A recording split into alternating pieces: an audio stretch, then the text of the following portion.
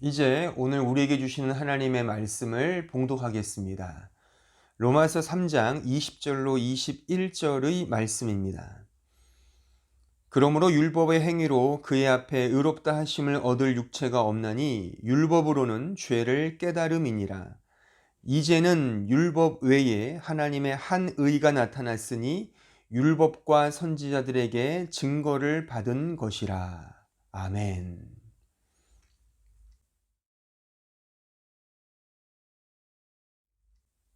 로마서 강의 38번째 시간입니다. 19세기 말, 그러니까 정확하게 1899년 독일 베를린 대학의 신학부에 한 저명한 교수가 강단에 서서 그 유명한 강의를 시작하고 있었습니다. 그 강의는 기독교의 본질이란 제목의 강의였습니다. 그 교수는 다음과 같이 말했다고 전해지고 있습니다. 제가 한 토막 읽어드리겠습니다. 380여 년 전 이 땅에 종교개혁이 일어난 후 기독교는 사랑의 종교를 표방하며 이제까지 실천해 왔습니다. 그리고 어마어마한 부흥을 경험했습니다. 이러한 추세로 가면 이제 머지않아 사회 전 분야와 모든 생활 영역에 기독교의 사랑의 정신이 완전히 스며들어 온 세상을 사랑으로 변화시킬 것입니다. 아주 쌈쌈한 내용이죠. 이 강의를 한 주인공은 현대 신학의 영역에 결코 빼놓을 수 없을 만큼의 아주 묵직한 위치를 점하고 있는 독일의 신학자 아돌프 폰 하르낙입니다. 이 하르낙은 대표적 자유주의 신학자로 잘 알려져 있습니다. 그는 자연과학적 합리성과 기독교적 사랑의 정신으로 이 세상을 가장 아름답고 살기 좋은 이상의 세계, 사랑의 나라, 즉 유토피아를 건설할 수 있다고 믿었습니다. 그리고 그 당시 19세기 말이 말하자면 이 서구 열강을 통하여 기독교가 팽창하던 시기인 것이죠. 그렇게 상상하고 마음 먹을 수 있다고 봅니다. 왜요? 현상이 그렇게 됐으니까요. 그러나 이러한 꿈은 1914년 제1차 세계대전이 발발하면서 한 줌의 채로 끝나버리고 말았습니다. 그러나 그 꿈은 사라졌지만 현대 기독교를 열었던 그 사상은 고스란히 현대 교회에 전수되어 지금도 여전히 엄청난 광풍을 쏟아내고 있습니다. 지금 우리가 몸담고 있는 현대 교회는 말하자면 이 하르낙 혹은 그 이전에 예를 들면 슐라이어 마허, 알브레이트 리츄 같은 사람들, 이 현대 신학자들의 신학적 사상이 교회로 들어와 아까 제가 잠깐 언급했던 그런 유의 기독교 정신을 계속적으로 가르치고 보급하고 그런 신자들을 양산해내고 있는 실정이죠. 여러분들은 기독교를 어떤 종교라고 알고 있습니까? 기독교는 뭐뭐뭐다라고 만약 누군가가 묻는다면 뭐라고 답하시겠습니까? 교파를 초월하여 거의 모든 사람들이 선호하는 정의는 다음과 같을 것입니다. 즉, 기독교는 사랑의 종교다. 너무 멋진 문구죠. 저도 이 문구 자체가 틀렸다라고 말하고 싶지는 않습니다. 그러나 이 문구는 기독교 전체를 담아낼 만큼의 정답은 아닙니다. 아닙니다. 이 문구는 특히 오늘 제가 설교할 이 내용을 간과한 채 이 문구만을 붙든다면 그것은 매우 초라하고 가난한 문구에 지나지 않게 됩니다. 조급한 마음에 성급히 결론을 좀 말하면 아돌프 하르낙의 입장에서 이 문구를 보시면 안 된다는 겁니다. 그런데 너무나 많은 신자들과 교회들이 이런 식으로 이 문구를 이해한단 말입니다. 즉 윤리적 도덕적 차원에서 이 문구를 이해하는 거죠. 그러니까 기독교가 사랑의 종교가 아닌 것은 아닙니다. 그런데 이 하르낙 현대 신학자들의 이 문제, 즉 기독교를 윤리적 도덕적 차원에서의 사랑으로 보면 그것은 오히려 기독교가 되지 못하게 하는 장애가 된다는 말입니다. 기독교의 사랑은 윤리적 도덕적 차원의 사랑 정도가 아닙니다. 근데 많은 사람들은 이 정도로만 알고 있다는 거죠. 그러니까 여러분들은 어떠십니까? 여러분들도 기독교의 사랑 얼마나 좋아합니까? 근데 그것이 말하자면 제가 지금 언급한 이런 윤리적 도덕적 차원의 범주에서만 그친다면 그것은 기독교의 복음이 아니라는 겁니다. 그러니까 왜 그런지 오늘 설교에 제가 설명을 드리겠습니다. 한번 잘 들어 보시기 바랍니다. 오늘 본문 21절은 이렇게 시작하죠. 이제는 율법 외에 라고 시작합니다. 근데 제가 예전에도 한번 설명을 드렸지만 우리 한글 개역 성경은 매우 중요한 단어를 빼먹고 번역을 했습니다. 이 부분의 헬라어 원문을 보면 21절 시작이 이렇게 됩니다. 뉴니데로 시작합니다. 뉴니는 이제는 이란 뜻이고 내가 그러나의 뜻이죠.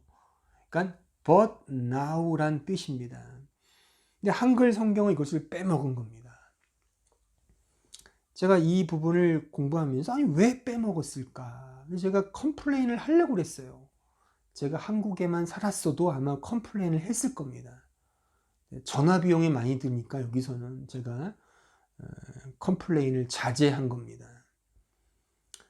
여튼 중요한 단어입니다. 그러니까 로마서 1장 18절부터 3장 21절 그 이하까지 그 전체 문맥을 좌우하는 아주 중요한 단어가 이 new day입니다. day, 그러나, however 이거를 빼먹은 겁니다.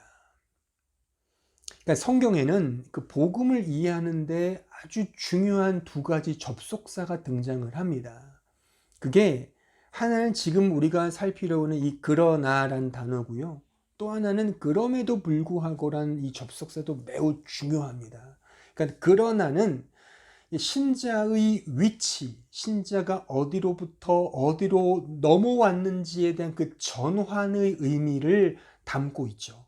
그러니까 신자의 정체성, 신자가 어느 자리에서 그런데 지금 어디로 넘어왔다, 신자의 신분, 신자의 위치, 이런 정체성을 설명한다면 그럼에도 불구하고란 접속사는 이제 신자가 이 죄 많은 세상을 살아갈 때 그러니까 많은 고난과 역경이 있지만 그럼에도 불구하고 믿음으로 감사하고 기뻐하는 이 신자의 어떤 삶의 자세와 태도를 이 그럼에도 불구하고 해서 여실히 보여준다는 그런 의미인 것입니다.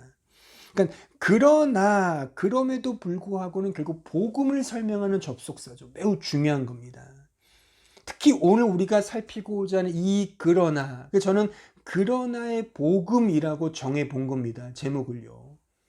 그러니까 그러나는 신자가 어떤 자리에서 어떻게 지금의 이 자리로 넘어왔는지를 아주 분명히 보여줍니다. 신자의 정체성이죠. 그러니까 로마서 1장 18절부터 3장 20절까지가 신자가 넘어오기 전의 자리였죠. 그게 뭐예요? 하마르티아, 죄의 자리. 히브리어로는 하타아. 그렇죠? 내 안에 뱀이 주인 되는 형국.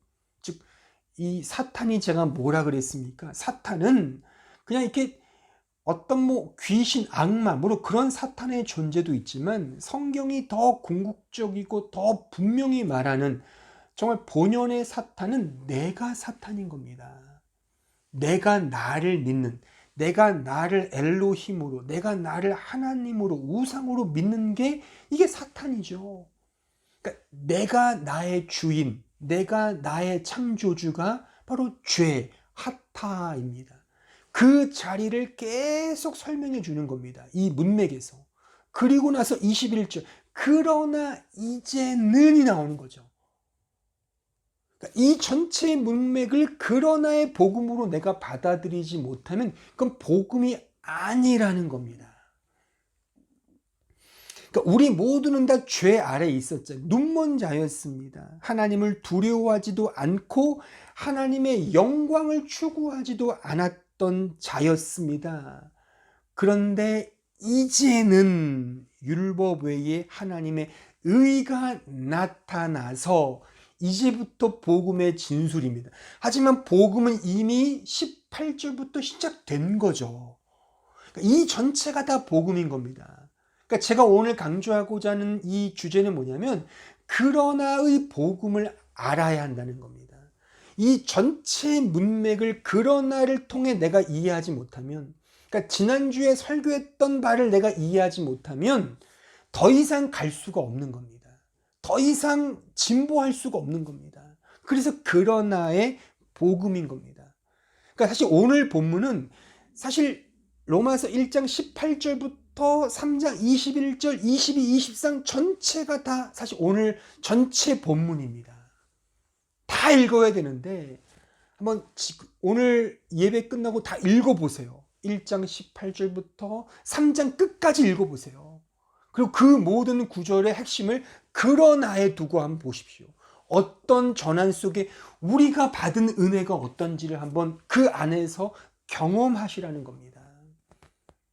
근데 이 전체를 다 읽어야 되지만 읽을 수가 없으니까 우리가 2절만 읽었는데 이 전체를 포괄하는 구절이 있습니다. 딱 4절로 이렇게 압축해 놓은 그런 구절이 있어서 제가 한번 인용할까 합니다. 로마서 6장 20절로 23절을 한번 보십시오. 자, 다 같이 함께 읽어보세요. 이 말씀이 지금 로마서 1장 18절로 3장 전체를 포괄하는 그 구절을 이렇게 압축해서 만들어낸 구절이라고 볼 수 있는 겁니다. 다 같이 읽어보겠습니다. 시작. 너희가 죄의 종이 되었을 때에는 의에 대하여 자유로웠느니라. 너희가 그때에 무슨 열매를 얻었느냐? 이제는 너희가 그 일을 부끄러워하나니 이는 그 마지막이 사망임이라. 그러나 이제는 너희가 죄로부터 해방되고 하나님께 종이 되어 거룩함에 이르는 열매를 맺었으니 그 마지막은 영생이라. 죄의 싹은 사망이요 하나님의 은사는 그리스도 예수 우리 주 안에 있는 영생이니라. 지금 읽은 이 말씀 22절에 그러나 이제는의 밑줄을 쳐보세요. 이것이 헬라어 성경에 보면 뉴니데이입니다. 오늘 보면 21절 단어가 똑같습니다. 근데 왜 본문 21절은 이 대를 빼먹고 여기는 또 대를 넣는지, 그러니까 제가 컴플레인을 하려고 했다니까요. 일관성 있게 번역을 해야지. 전화비가 많이 들어서 제가 포기했습니다. 아무튼 이 전환과 역접을 아시겠죠? 감이 잡히시죠? 역접인 겁니다. 그러나 이제는, 근데 이 복음을 이해하는 우리의 시선에는 이 전체를 봐야 한다는 겁니다.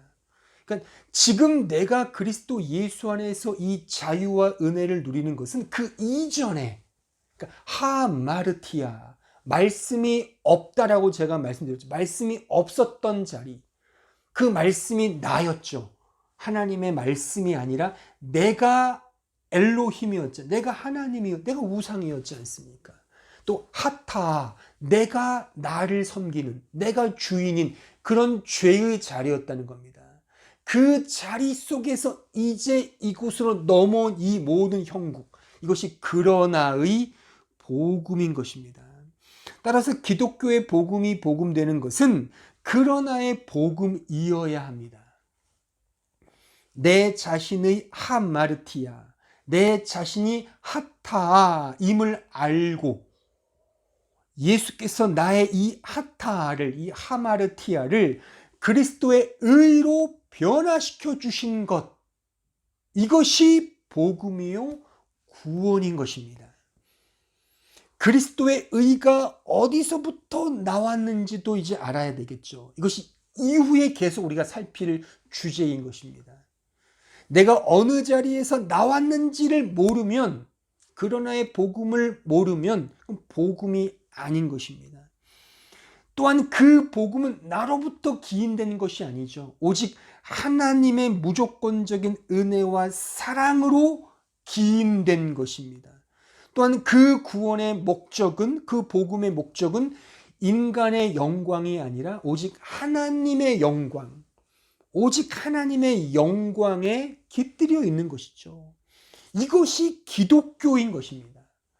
그래서 기독교는 오직 은혜, 솔라 그라티아, 오직 믿음, 솔라 피데, 또한 오직 예수, 솔루스 크리스투스. 그래서 결국 오직 하나님께만 영원토록 영광, 솔리데오 글로리아 인 아에테르눔, 이것이 기독교인 것입니다. 그런데 우리는 이런 것들을 간과한 채 그냥 윤리적, 도덕적으로만 복음을 이해해서, 가장 만만한 게 뭐예요? 뭐 사랑하자, 이거 아닙니까? 물론 사랑하는 것도 어렵습니다. 못합니다. 그런데 이것을 윤리적 차원에서만 이해한단 말입니다.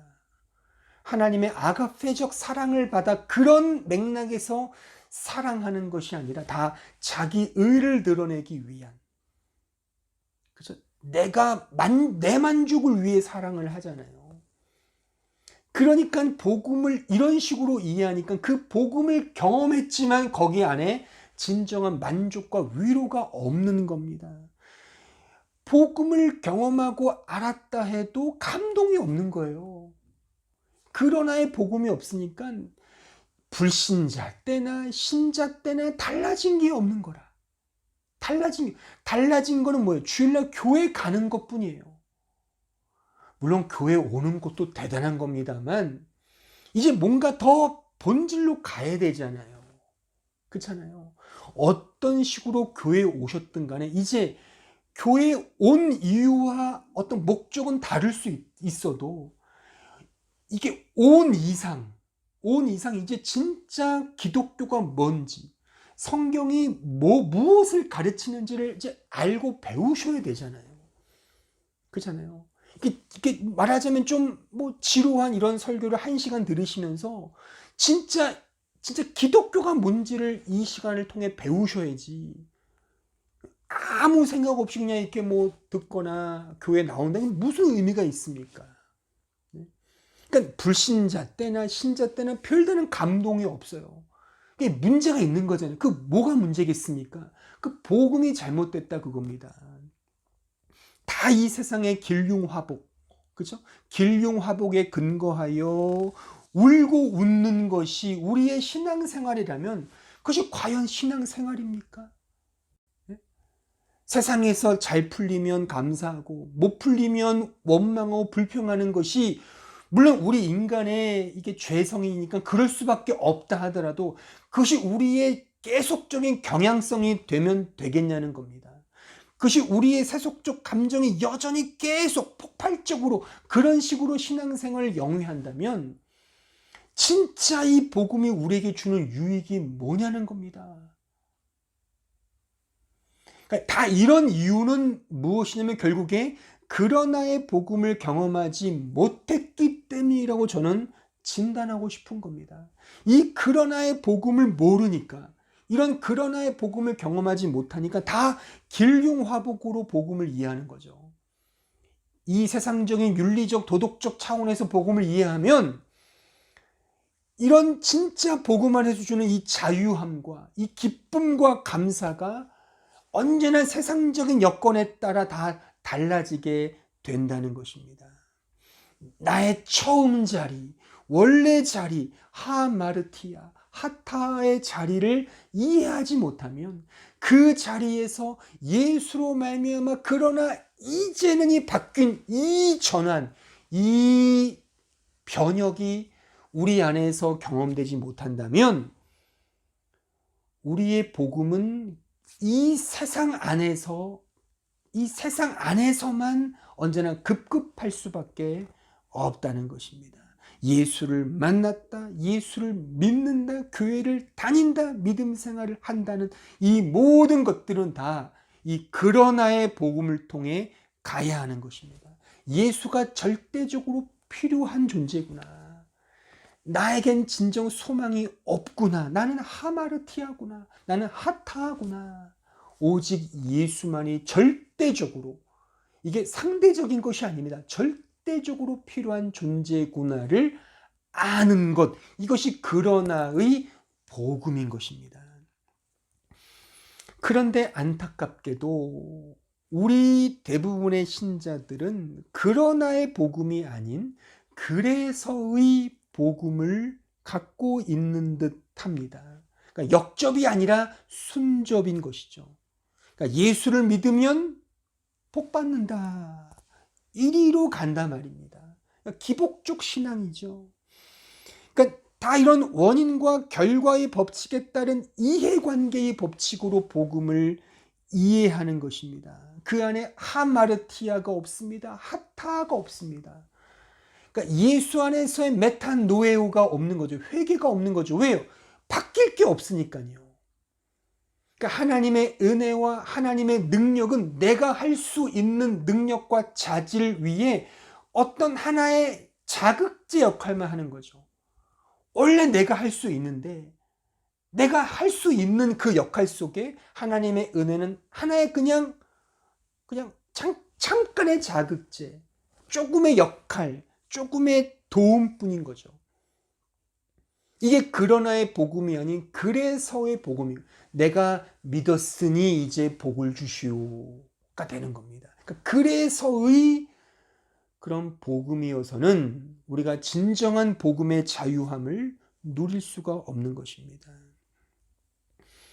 그러니까 현대 교인들은 그래서 죄, 이런 하나님의 진노, 하나님의 저주, 이런 것들을 몸소리치도록 싫어하지 않습니까? 하지만 성경에 나오는 죄라는 이 주제가 있으니까 그럼 이 죄를 어떻게 받아들이겠습니까?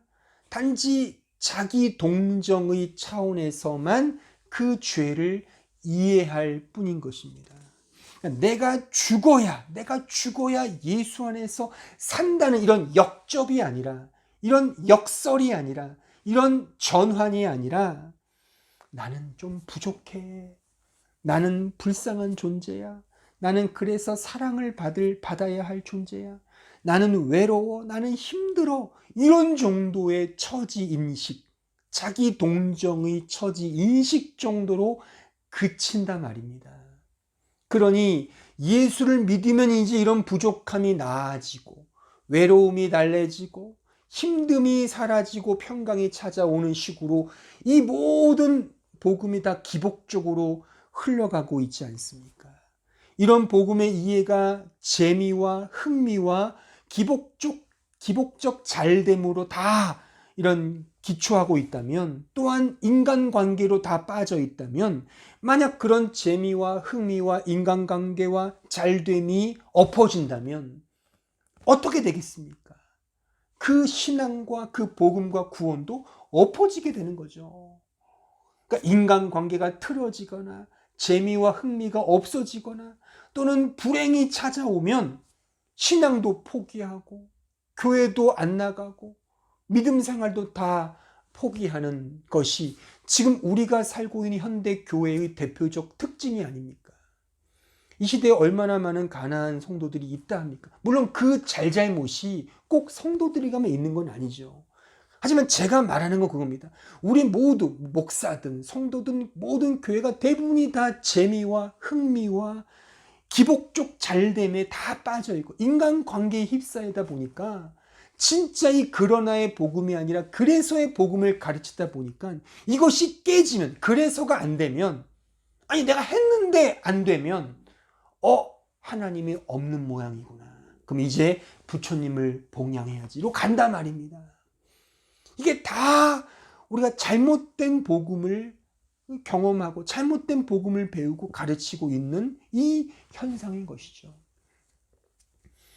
그러므로 복음과 믿음은 무엇보다 이 처음 자리, 그러나의 복음을 이해해야 합니다. 또한 그러나의 복음은 결국 내 자신이 어떤 자리에서 어떻게 넘어왔는지, 나의 하마르티아, 하타를 아는 겁니다. 그러니까 지난주 설교를 들으셔야 돼요. 또한 지지난 설교도 들으셔야 돼요. 이 모든 것들이 문맥을 통해 이어져 온단 말입니다. 하지만 자신을 안다는 것도 어려운 겁니다. 아니요, 불가능한 겁니다. 내 스스로가 나를 연구하고 성찰하고 돌아보아서 나를 제대로 알 수 있는 것이 아닙니다. 이것은 불가능한 겁니다. 그래서 어떤 목사님의 비유로 말하면 연체 동물이 매니큐어를 아는 것보다 더 어렵다라는 그런 비유적 표현이 있습니다. 저는 동의합니다. 그러니까 연체 동물 아시잖아요. 이런 연체 동물, 이런 손톱 발톱이 없잖아요.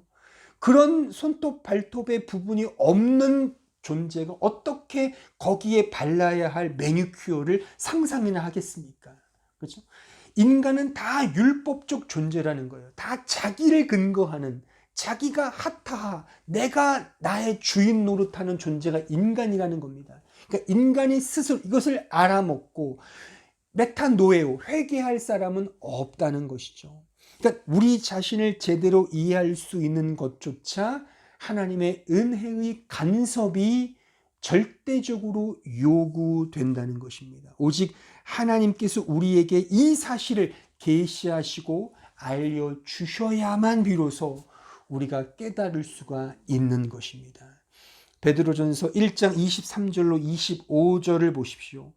너희가 거듭난 것은 썩어질 씨로 된 것이 아니요 썩지 아니할 씨로 된 것이니 살아있고 항상 있는 하나님의 말씀으로 되었느니라. 그러므로 모든 육체는 풀과 같고 모든 영광은 풀의 꽃과 같으니 풀은 마르고 꽃은 떨어지되 오직 주의 말씀은 세세토록 있도다 하였으니 너희에게 전한 복음이 곧 이 말씀이니라. 보십시오.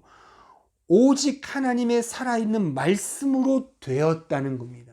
하나님의 은혜의 간섭으로 우리가 이 복음, 또한 내 자신이 이런 존재에서 이렇게 되었음을 깨닫게 되더라, 그 말씀인 것입니다.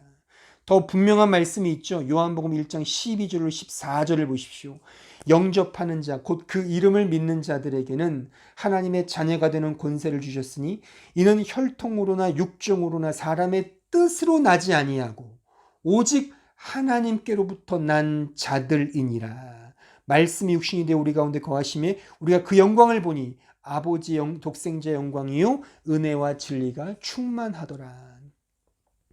그러니까 혈통과 육적, 사람의 뜻으로 되어진 것이 아니라 오직 하나님께로부터 났다 이겁니다. 근데 이 나게 하는 동인, 원동력이 뭐라고요? 말씀이다. 근데 말씀이 누구라고요? 바로 예수 그리스도라고 이 사도 요한은 우리에게 가르쳐주고 있습니다. 따라서 인간은 스스로 결코 자기 자신을 알 수 없습니다. 하나님의 은혜로 자신이 하마르티아, 하타임을 깨닫고 하나님의 은혜로 예수 그리스도의 십자가를 경험하게 되는 것입니다.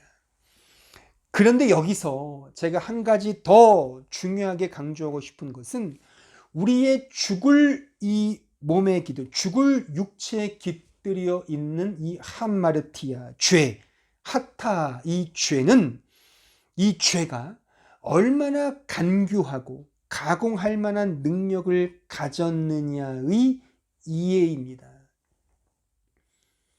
이게 무슨 말이냐면 우리는 이 하나님의 은혜조차도 결국 내 자기 자신을 근거하는 자기 욕망으로 바꾸어 버린다라고 하는 사실입니다. 하나님의 은혜마저도 나는 나를 근거하는, 내 행위에 내 의를 근거하는 내 야망과 내 욕망과 자기 실현의 수단으로 이 하나님의 은혜를 그렇게 활용한다는 것입니다. 자, 갈라디아서 3장 1절에 가보시죠.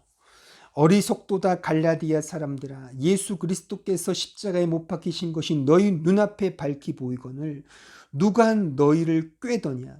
내가 너희에게서 다만 이것을 알려하노니 너희가 성령을 받은 것이 율법의 행위로냐 혹은 듣고 믿음으로냐. 너희가 이같이 어리석으냐. 성령으로 시작하였다가 이제는 육체로 마치겠느냐. 제가 언젠가도 말씀드렸지만 성경의 내용은 다 예수를 믿고 있는 신자들에게 하신 말씀입니다. 이 말씀도 반드시 분명히 수신자가 신자들입니다. 근데 이 신자들이 지금 어떻게, 이 갈라디아 성도들이 어떻게 바뀌었다는 겁니까? 성령으로 시작했다가 육체로 마쳤다는 겁니다. 지금 마치고 있다는 겁니다. 이 어리석은 자들아. 달리 말하면 은혜로 시작했다가 율법으로 마치고 있다는 겁니다.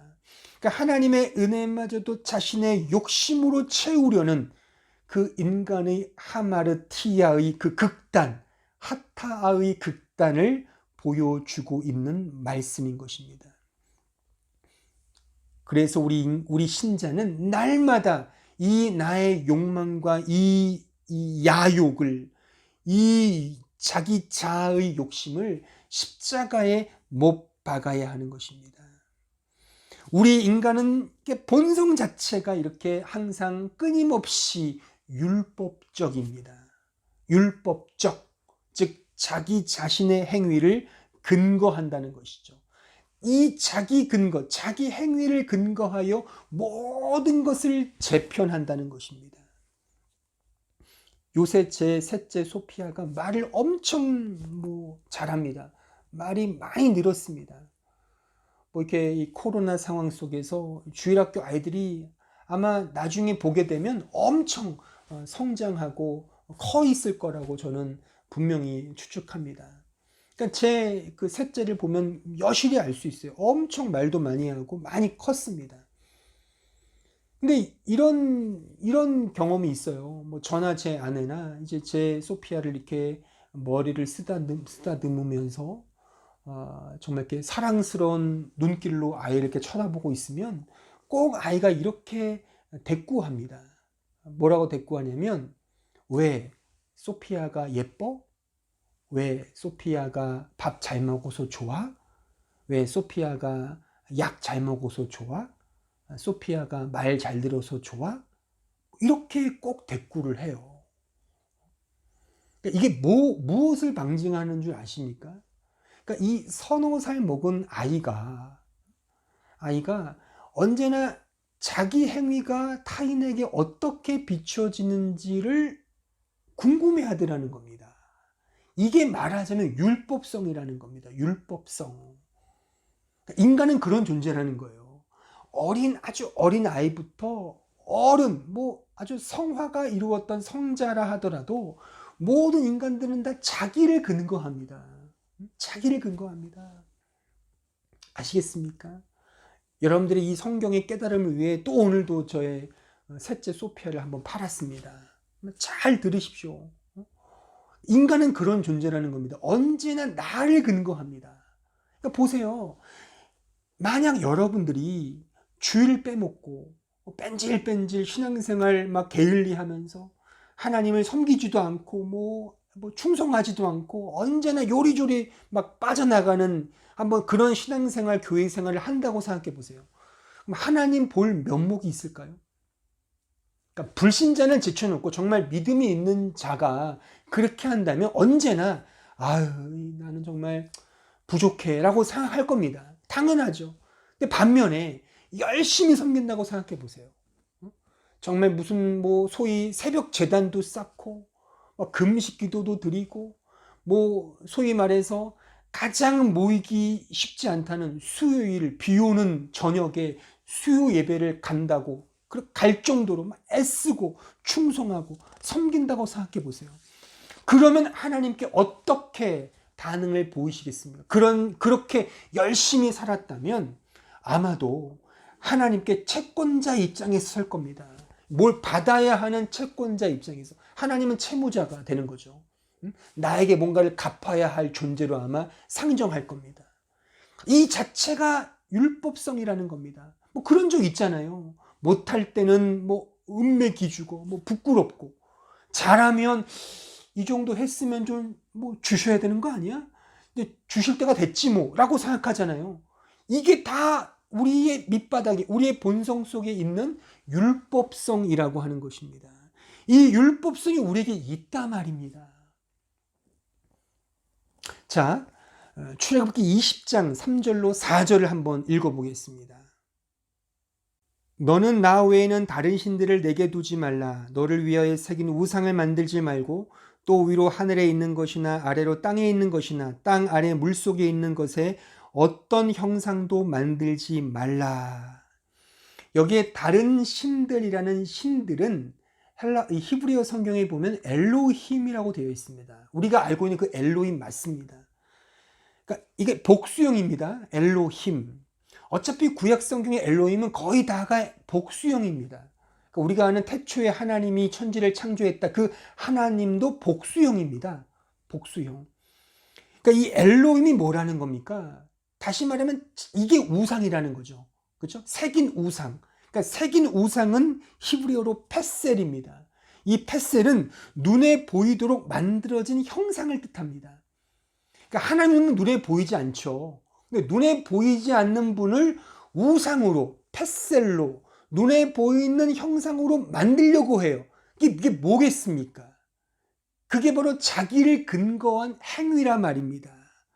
그러니까 이 페셀은 자기 행위, 그러니까 하나님이 없는 자기 행위, 하나님이 없는 자기 사랑, 하나님이 없는 자기 열심, 자기 섬김, 윤리, 도덕이 바로 이 페셀, 새긴 우상이라는 겁니다. 그 우상을 섬기지 말라, 만들지 말라는 것입니다. 그러니까 우상이 뭡니까? 그냥 절간에 있는 부처상이 우상입니까?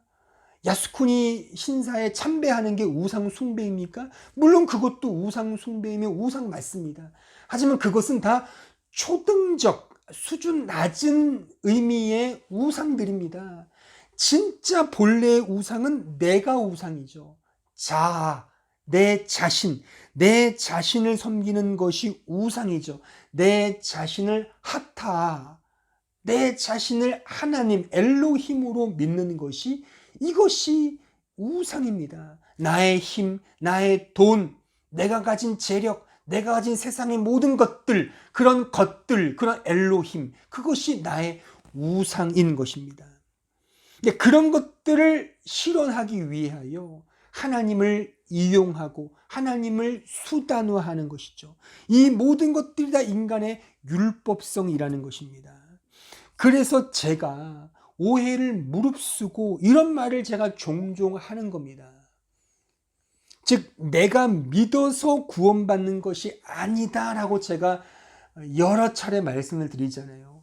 물론 이 말은 다른 각도에서 보면 맞는 말이에요. 물론 믿어서 구원받는 겁니다. 근데 내가 믿는다는 것에 방점이 찍히면 그 자체가 나의 행위가 된다 말입니다.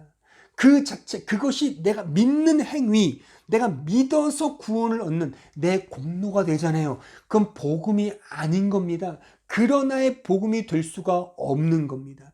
그것이 말은 그렇게 말해도 그것이 율법적으로 구원을 얻는, 다 유대적, 율법적 구원관이 된다 말입니다. 다 그러나의 복음이 아니라 그래서의 복음이 되어 버립니다.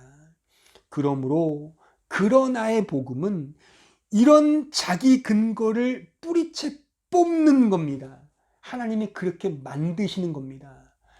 절대 절망을 경험하는 겁니다. 절대 빈곤, 절대 가난함, 내 영적 빈곤, 영적 가난함, 그래서 영적 절대 애통함을 경험하는 것입니다. 마태복음 5장 3절로 4절을 보십시오. 심령이 가난한 자는 복이 있나니 천국이 그들의 것이며 애통하는 자는 복이 있나니 그들이 위로를 받을 것임이요. 제가 지난주에도 한번 언급해 드렸던 마태복음 5장에 등장하는 예수님의 팔복 설교입니다. 여기서 심령이 가난하다라는 이 가난하다는 뜻은 헬라어로 푸토코스입니다. 제가 예전에 기억은 아무도 안 나시겠지만 예전에 마태복음 강의하면서 제가 이 부분을 똑같이 말씀드렸습니다. 이 가난함은 헬라어로 푸토코스입니다. 이 푸토코스는 상대적 가난함이 아니에요. 절대적 가난함이에요. 절대적 가난함. 그러니까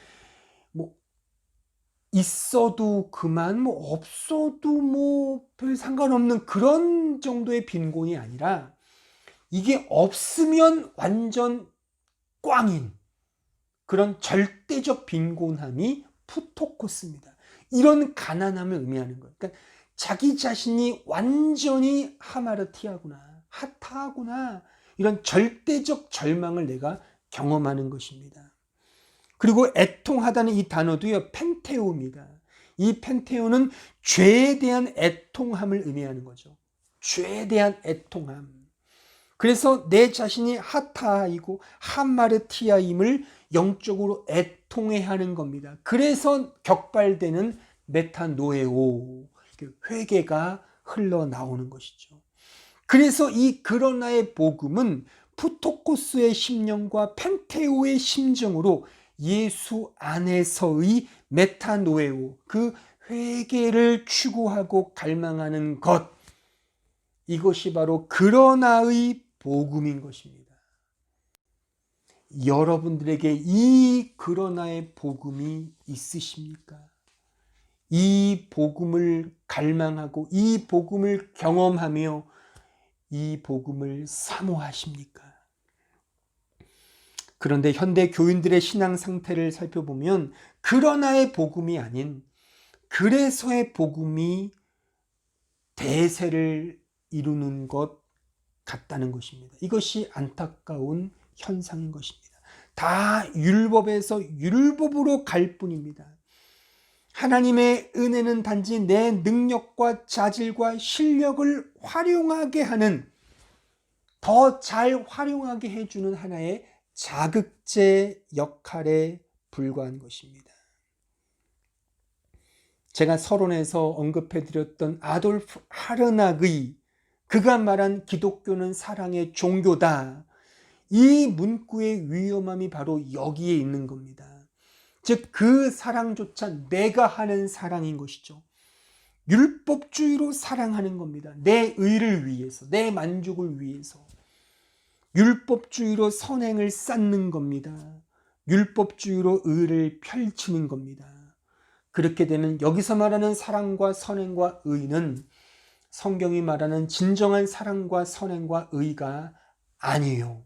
오히려 죄를 쌓는 사랑과 선행과 의일 뿐인 것입니다. 그러나의 복음은 이런 나의 행위와 자아에 대한 전적인 부인, 절망을 의미하는 푸토코스, 펜테오, 전적 부정, 전적인 절망, 전적인 애통함을 의미하는 것이죠. 그래서 오직 예수 그리스도, 그의 십자가만을 붙들고 자랑하는 것입니다. 이것밖에는 없습니다. 이 고백인 것입니다. 갈라디아서 6장 14절을 보십시오. 그러나 내게는 우리 주 예수 그리스도의 십자가 외에 결코 자랑할 것이 없으니, 결코 없다는 겁니다. 그리스도로 말미암아 세상이 나를 대하여 십자가에 못 박히고 내가 또한 세상을 대하여 그러하니라. 십자가밖에 없다는 거예요. 또한 그 십자가가 세상에 나를 못 박는다는 겁니다. 그래도 나는 할 말 없습니다. 오히려 감사할 뿐입니다. 이 고백, 이것이 그러나의 고백, 이 그러나의 복음을 경험한 자의 고백인 것입니다. 기독교가 어려운 사람 구제하고 힘든 사람 먹여주고 원수까지 사랑하며 이 세상에 선한 영향을 끼치는 자가 되는 그 정도라면 굳이 기독교로 그것을 이룰 필요는 없지 않을까요? 다른 종교, 다른 철학도 그렇게 할 수 있지 않습니까? 아니요, 더 잘 할 수 있을 거라고 생각을 합니다. 그렇잖아요. 그래서 이 아돌프 하르낙이 기독교 본질이라는 책에서 기독교를 윤리적 차원으로 전락시켜 버렸습니다. 또한 그 이후의 모든 현대 신학, 현대 교회는 기독교의 복음을 다 기독교 도덕화로 만들어 버린 것이죠.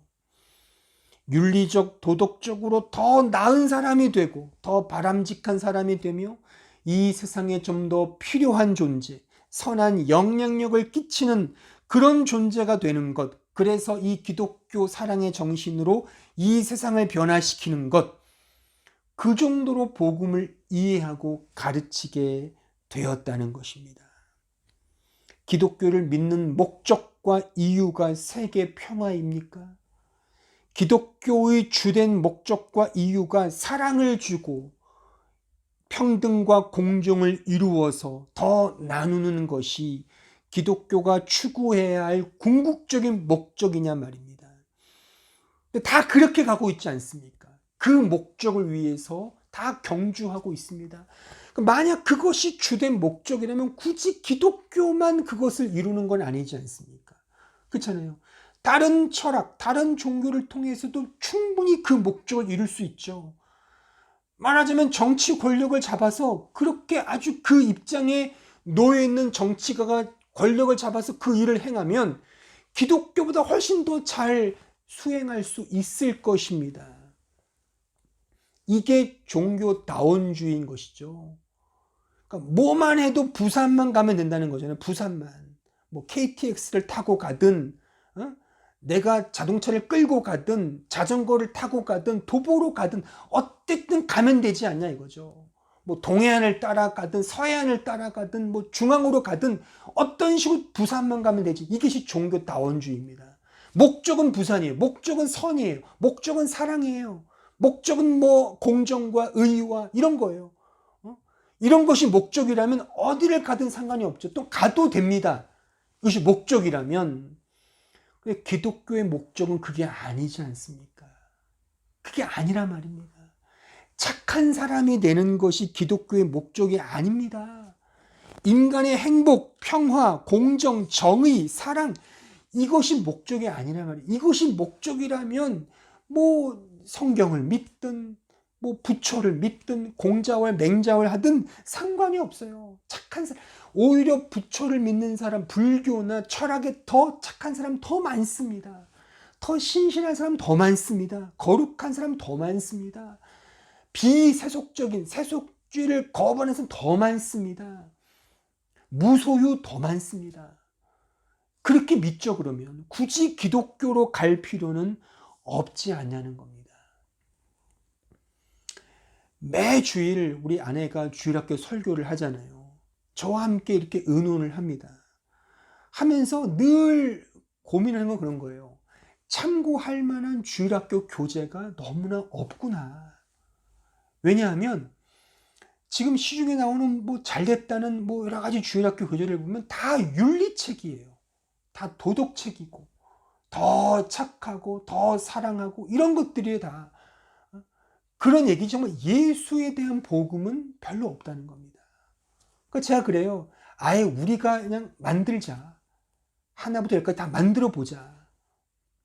다 모든 교재, 모든 이런 성경의 이해가 도덕책을 읽고 윤리책을 보는 그런 수준으로 다 가고 있다는 것입니다. 잘 들으십시오. 성경이 말하는 복음, 기독교의 본질은 예수 그리스도입니다. 그 예수 그리스도를 통해 구원을 얻고 그 안에서 참된 영생을 얻으며 그래서 결국 그와 연합하는 것입니다. 그가 내 안에 내가 그 안에 거하는 이런 신비로운 연합을 이루는 것이 기독교의 본질입니다. 그래서 그 안에서 그리스도 예수 안에서 이제 사랑과 희락, 능력과 화평과 오래 참음과 자비와 양선과 충성과 온유와 절제, 이런 성령의 열매가 맺어지게 되는 겁니다. 이것조차도 인간이 노력해서 내가 행위를, 내 의를 내세우는 내 쪽에서 발산되는 것이 아니라 하나님의 은혜로 격발되는 것입니다. 그러니까 내 자랑이 없는 거죠. 이것조차도 하나님의 은혜이기 때문에 내 자랑이 없는 것, 이 사실을 아는 자가 참된 신자이며 그러나의 복음을 경험한 자의 고백인 것입니다. 그런데 이 진리가 내 안에서 이루어지는 계기와 과정이 필연적으로 그러나의 복음을 통해 내 안에서 이루어진다는 것이죠. 내가 하마르티아의 자리, 하타의 자리에서 이 놀라운 그리스도의 의로 바뀌었구나, 이 전체의 그러나의 복음을 경험할 때 이 놀라운 예수 그리스도 안에서 이 놀라운 삶들이 격발된다는 것입니다. 그러므로 이 복음은, 그러나의 복음은 결국 예수 그리스도와의 나와의 관계가 무엇인지를 끊임없이 묻게 된다는 것입니다. 예수가 나와 무슨 관계인가? 예수와 나와 무슨 관계인가? 나는 예수 앞에 어떤 존재인가? 예수는 나에게 왜 오셨는가? 이 부분 속에 끊임없이 사유하고 고민하고 성찰하여 이 그러나의 복음을 경험하게 되는 것입니다. 여러분들은 밀림의 성자로 잘 알려진 알버트 슈바이처 박사를 아마 잘 아실 겁니다. 그는 의사이며 선교사이며 또한 제법 유명한 신학자였습니다. 노파심에서 제가 말씀을 먼저 드리면, 제가 이분의 삶을 막 비난하거나 또는 의미가 없다고 제가 치부하고자 하는 그런 의미가 전혀 없습니다. 단지 같은 신학자로서, 같이 말씀을 전하는 설교자로서, 또 한 사람의 신자로서 이 사람의 신앙과 사상을 오늘 말씀을 통하여 한번 비추어 보자는 겁니다. 그는 우리가 잘 알듯이 아프리카 의료 선교사로 아주 유명하죠. 자신이 가진 모든 이런 것들을 다 내어버리고 아프리카 오지로 내려가서 의료 일에 매진했던 매우 존경받을 만한 분이십니다. 우리도 이런 것들은 좀 본받자고요, 정말. 그러니까 너무 자기 호주머니만 막 챙기려고 하지 마시고 좀 베풀고 남을 위해 좀 이렇게 내어주는 넉넉한 마음이 이 시대에 우리 모든 신자들에게 있었으면 좋겠고, 우리 이 교인들에게도, 성도들에게도 있었으면 좋겠습니다. 그러니까 이런 부분에도 분발하자고요. 더 정말 열심히 노력하자고요. 이건 필요합니다. 이런 맥락에서 이 알버트 슈바이처 박사 정말 존경스럽고 본받을 만한 가치가 분명 있습니다. 그런데 말입니다. 매우 아이러니한 것은 역설적이게도 이 알버트 슈바이처 박사는 예수를 믿지 않았습니다. 예수와의 관계가 없었다는 겁니다. 이분은 예수 그리스도를 하나님의 아들이심과 우리의 영원한 중보자로 믿지 않았습니다. 그는 믿음과 복음을 단지 이 세상에서 도덕과 윤리적 차원으로 이해했던 것뿐이죠. 그러니까 아돌프 하르낙과 그 결을 같이 하는 신학자인 것이죠. 그가 세상에서 칭찬받는 아주 엄청난 일을 했을지는 몰라도 신자로서는 꽝이었던 것입니다. 예수와 관계없는 삶을 그는 살았던 것입니다.